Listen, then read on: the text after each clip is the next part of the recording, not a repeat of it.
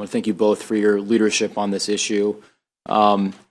Initially, being the youngest, decidedly the youngest one on the work group, you would think that this issue is farthest from me, or we would hope that that would be the case. But I've had a recent experience with a member of my family suffering from cancer, fought cancer for over 10 years, and passed away just last month.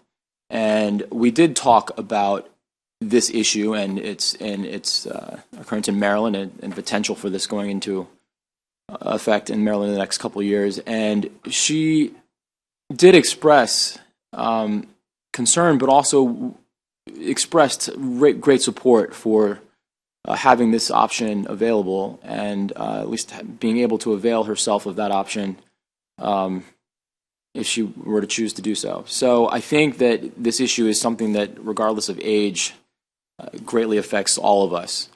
And in my district, I represent Silver Spring and Tacoma Park. All of the somewhat superficial indicators show that there's great support amongst my constituents. The poll numbers are all in the right direction. The letters that I've received, the meetings that I've taken, folks all support this legislation. So the polls are there, my constituents are for it, and philosophically I'm for this option being available for the citizens in Maryland. I think, though, that coming from the Judiciary Committee, I had, going into this process, 4 major concerns, and those were dealing with the elements of coercion, and the prevalence of those concerns, I think, has been expressed here today with coercion, family members, folks coming to the end of their life and maybe not being, the lucidity is not there, and maybe they're not of sound mind to make strong and firm decisions for that end-of-life care, which I think having this option available early on gives folks time to plan well beyond the time that they reach that they're within the 6-month period of time.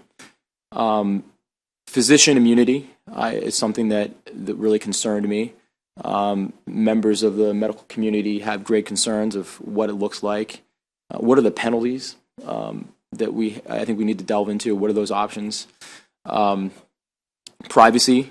I do think that Maryland should keep records of this, and all the states, the 5 states that the 4 states that have been practicing this have, shows that the prevalence, the option, the number of people that have exercised this option is very minuscule.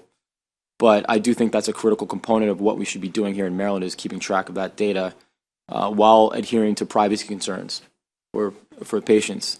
But a lot of those issues may not be as prevalent here in Maryland because of the simple population size, so that are more prevalent in other states that have less of a population.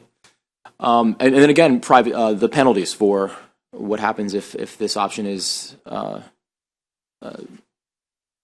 misused. I mean, what do the penalties look like? So those are the 4 major concerns that I had coming from the Judiciary Committee. Again, I'll just say that I'm for this legislation, but I do have those concerns, and I look forward to working with the group and with members of the Judiciary Committee and HGO to hammer out those details as we go forward. But that's what I'd like to see more focus on as we move forward. And with that, I'll conclude my remarks. And if I can, I'll yield my time to my Judiciary colleague, the other Smith in the committee.